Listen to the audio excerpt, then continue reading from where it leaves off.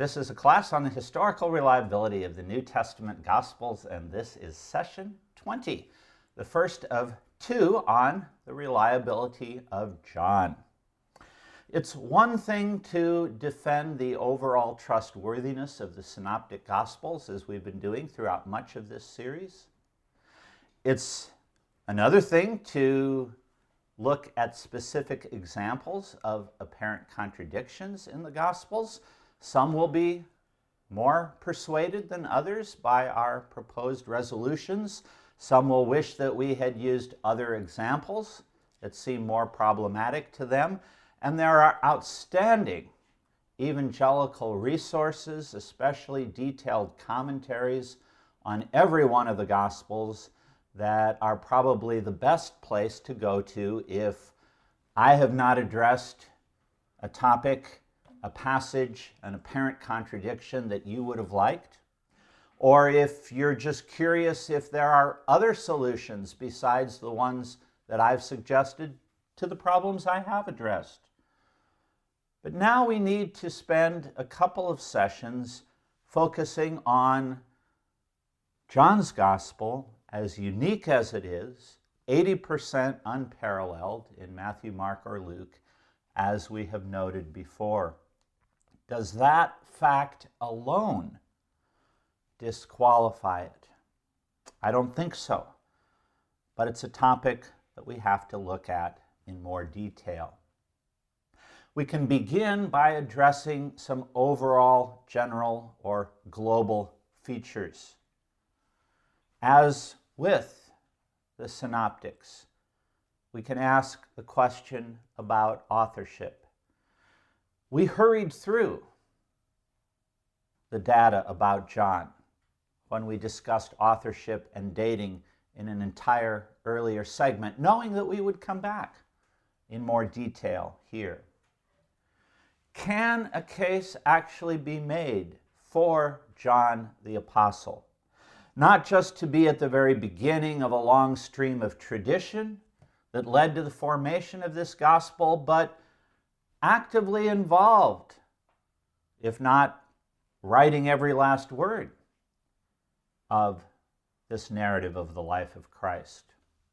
B.F. Westcott, in the 19th century, put together a classic argument in 5 steps for the author of John that has often been ignored, but it has never been refuted. I think it remains persuasive. Westcott's case went as followed. The author of John, first of all, must have been Jewish. He shows exquisite knowledge of the lay of the land, of the topography, of the geography of Galilee, Samaria, and Judea, the 3 main parts of the country of Israel. He is familiar in detail with the festivals and the customs and the ritual and the role of the temple. Matthew may be the most Jewish of the synoptic writers and the one who most quotes Old Testament prophecies to be fulfilled, but John is a close second when it comes simply to knowledge of things Jewish. Second, Westcott argued that the author of the 4th gospel was a Jew from Israel, as opposed to the diaspora, as opposed to some other part of the country, for the reasons we have described. It's not surprising that some tourist books based on a trip to the Holy Land largely follow the Gospel of John because of all the information that correlates with what tourists to this day can still see and visit. Thirdly, Westcott argued that this Jew from the land of Israel was an eyewitness. He refers to himself as the disciple Jesus loved. He is there at the Last Supper. He is there on intimate occasions when apparently only the 12 are present. He is there leaning on Jesus' breast hours before his crucifixion. That leads, fourthly, to the conviction that this was one of the 12 apostles and to one of the inner core of the 3 apostles closest to Jesus, Peter, James, and John. But Peter appears by name as separate from the beloved disciple. James is martyred in AD 44, according to Josephus. Acts 12 describes the account, much too early for him to have been the beloved disciple and author of this book, which leaves the Apostle John. And one more key point. All 4 Gospels refer to the ministry of John the Baptist in some detail. Only the 4th Gospel never calls him the Baptist. Only John. John the Baptist is called merely John. But how would early Christian readers have known which John, if there's an apostle and there's a baptizer? Unless they knew that one of those people, named John, was the author, and that he never referred to himself that way, but as the beloved disciple, and only to the Baptist by the name of John. It's at least some interesting circumstantial evidence. If, as we talked about in an earlier segment, it turns out that a John the Elder, a follower of John the Apostle, is the author, little is lost. One more person is removed in distance from the chain. But it's interesting to consider a case still today in the 21st century for the Apostle John. The date some have tried to place into the 60s because that would have the time between the events and writing. But the external evidence is much stronger for the 90s. And we talked in our earlier discussion about authorship and dating that there's nothing to preclude the Apostle John having lived this long and having had a good memory. But who did he write to? Christian congregations in and around Ephesus, simultaneously being more and more rejected by the Jewish synagogues, excommunicated if they were Jewish followers of Messiah, and more having also to face the opposite prong of Gnosticism.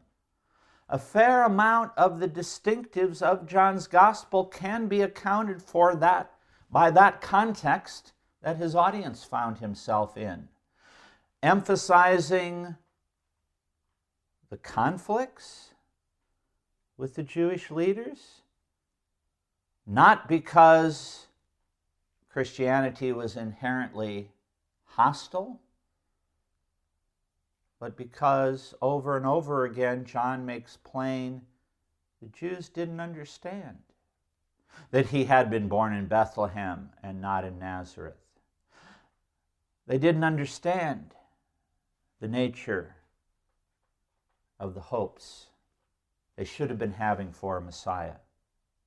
And then on the other hand, John's audience is infected by Gnosticism. Is that why John begins with common ground, that the Word was God? Gnostics believed in the deity of Christ, but they didn't accept his humanity. And so in John's prologue, he moves toward affirming in John 1:14 that the Word became flesh and dwelt among us.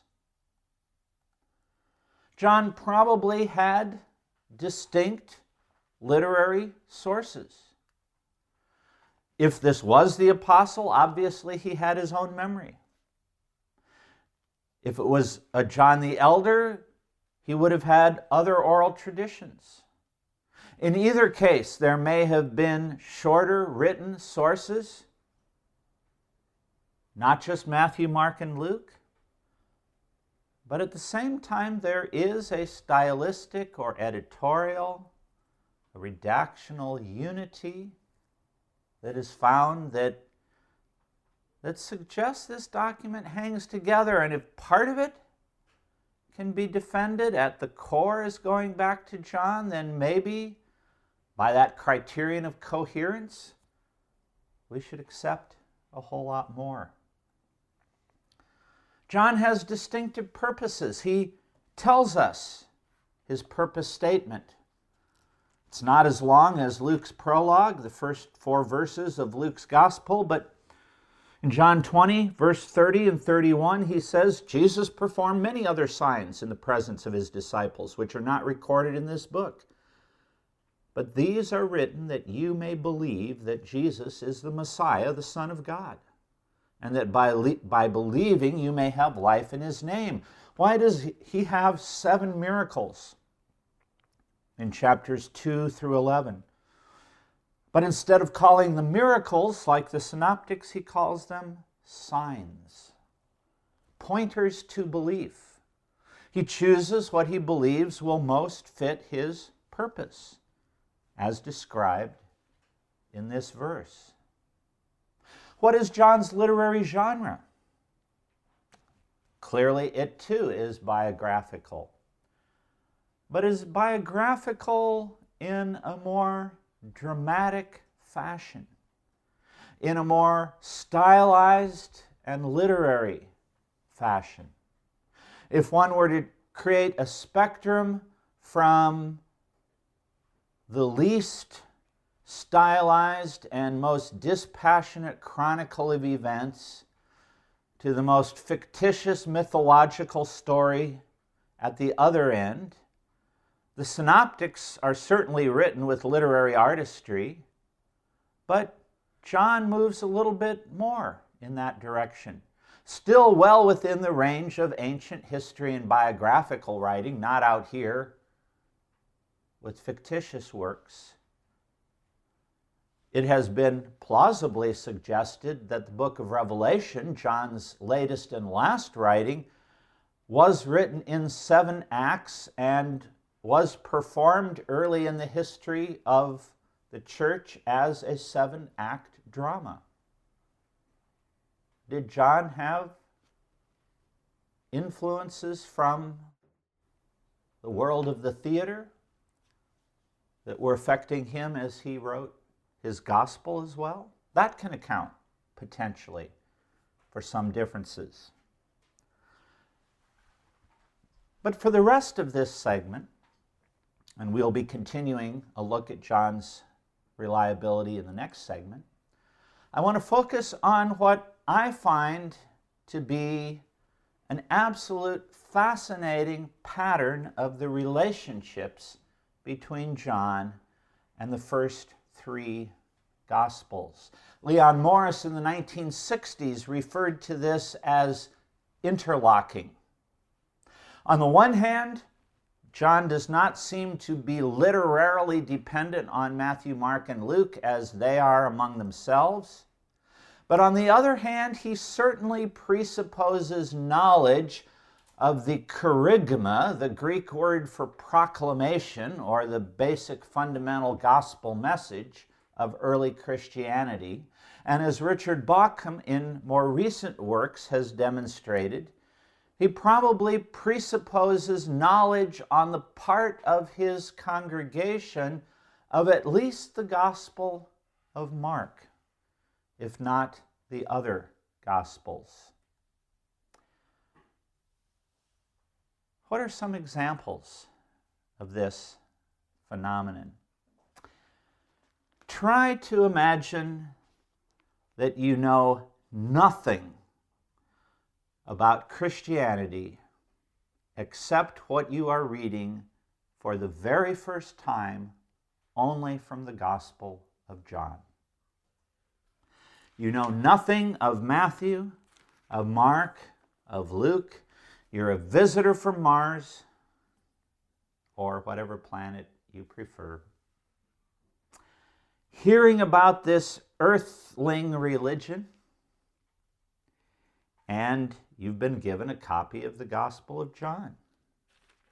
You've been introduced in the opening chapter to the character of John the Baptist, to Jesus, to some of his first followers,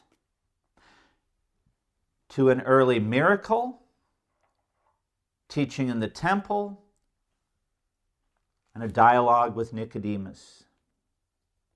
And then you come in chapter 3 to the following paragraph. After this, verse 22, Jesus and his disciples went out into the Judean countryside, where he spent some time with them and baptized. Now John was also baptizing at Aenon near Salem, because there was plenty of water and people were coming and being baptized. This was before John was put in prison. What? This good man, this prophet, this pointer to Jesus that I've read about in the first chapter, he was put in prison? Am I going to learn anything more about this? An argument developed between some of John's disciples and a certain Jew over the matter of ceremonial washing. No, apparently I'm not going to learn anything more in chapter 3. I know it's literary foreshadowing. Somewhere later in the gospel, I will read this story.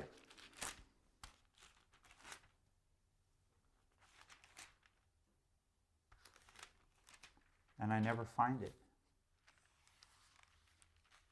Why insert a parenthetical comment apparently designed to help explain when something was going on, that it was before John was put in prison, to a group of people who know nothing about that account? Or did they? Did they know the story narrated in greatest detail in Mark chapter 6, whether from hearing Mark explicitly or just hearing Christian preaching repeatedly? It seems to presuppose knowledge of core Christian truth as found in Mark, even though there is no literary dependence. Or take chapter 11. That magnificent chapter of the resurrection of Lazarus. It begins, now a man named Lazarus was sick. He was from Bethany, the village of Mary and her sister Martha. And here comes another parenthetical comment. This Mary, whose brother Lazarus now lay sick, was the same one who poured perfume on the Lord and wiped his feet with her hair. Well, that's a natural clarification. Mary was the most common first century Jewish female name of all. There are multiple Marys in the Gospels. Of course you're going to clarify. Except John 1 through 10 has never introduced somebody named Mary who poured perfume on the Lord and wiped his feet with her hair. Now, this could be literary foreshadowing because in chapter 12, we will read that story.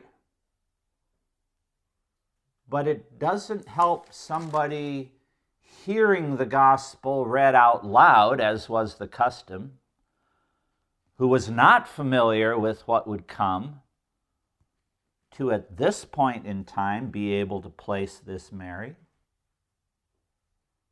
Mark, however, tells the story in chapter 14, and in verse 9 says that Jesus predicted that wherever the gospel was retold, the story of what this woman did would be repeated in memory of her.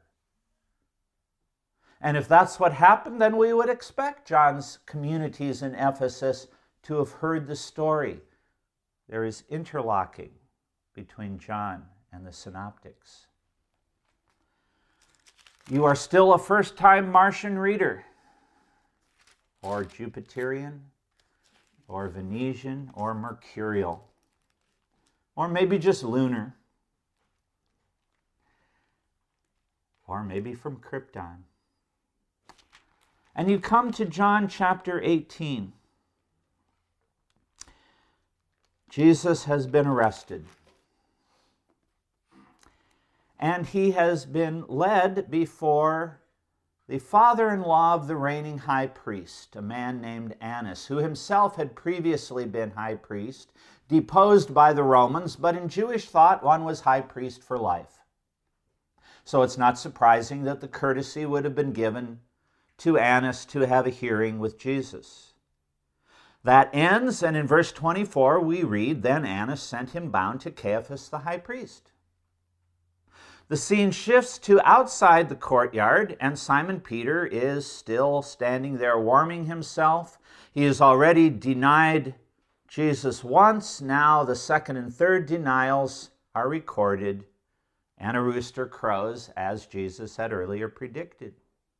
Then in verse 28, the Jewish leaders took Jesus from Caiaphas to the palace of the Roman governor. Wait. I missed something.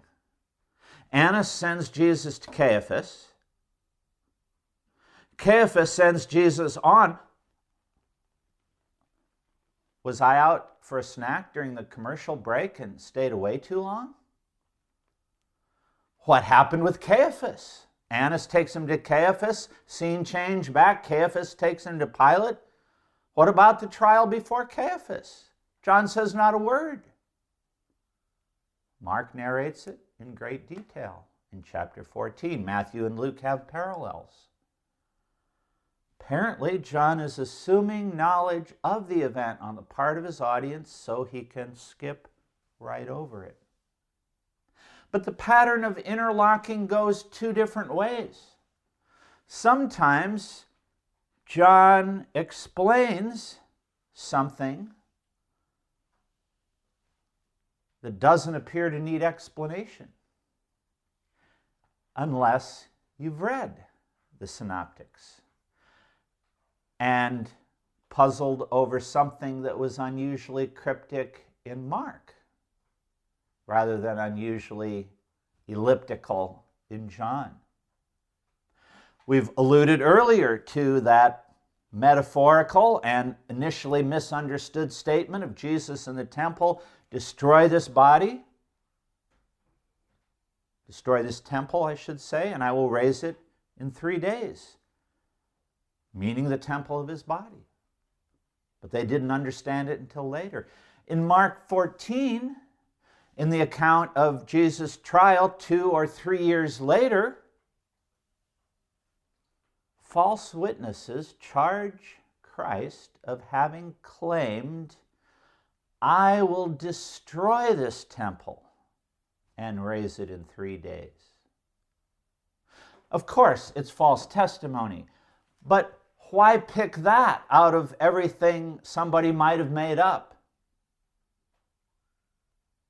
It sounds like a garbled version of what's found only in John from 2 or 3 years earlier.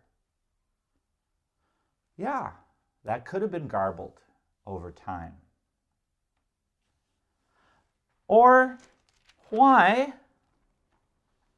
in the synoptic accounts,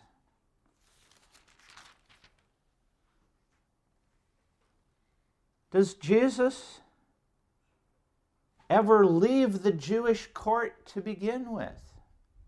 The Jewish law had very clear provisions for capital offenses. If the Sanhedrin found Jesus guilty of blasphemy, they were to take him out and stone him.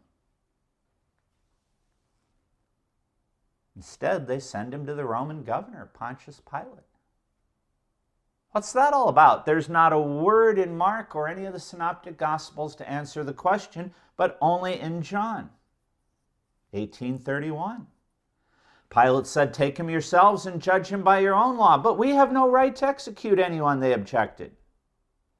And we learn from Roman historians that Rome did indeed take away the death penalty, except in very specific cases, from the Jewish high court while Israel was under Roman occupation.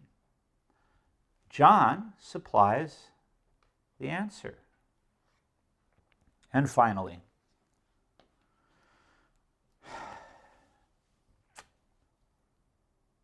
by the shores of Galilee, Mark chapter 1, Matthew 4, Luke 4, Jesus goes up to fishermen, a tax collector, says, "Follow me," and drop their nets and leave their toll booths they do, and bam, they're on the road. Now, I know Jesus had great charisma. And I know he had magnetic attraction, but are we seriously to imagine that without forming any opinion of this man, or having any time to reflect in order to form that opinion, that as if he had an unbroken ability to draw on the Force and make objects move toward him like Yoda in Star Wars, these people simply dropped everything and followed him? It's theoretically possible. But John chapter 1, well before the great Galilean ministry, describes Jesus with John the Baptist near Jerusalem, meeting Peter and Andrew and Philip and Nathanael. And the first followers of Jesus were first followers of John the Baptist. And they came and they saw, and they spent an evening visiting with Jesus. There's no indication they became permanent disciples at that point, but they saw Jesus' baptism. They had time to form an opinion of him. Perhaps they asked more about him of others afterwards, and then at a later date in Galilee, when Jesus is ready to formally call his 12 apostles, it makes sense that they jumped up and left everything and followed him. It may seem that John and the synoptics go merrily their independent ways, but that would be to overlook these fascinating, intertwining examples of some kind of interdependence. There is still more to be said about the reliability of John, but that will take us into our next segment.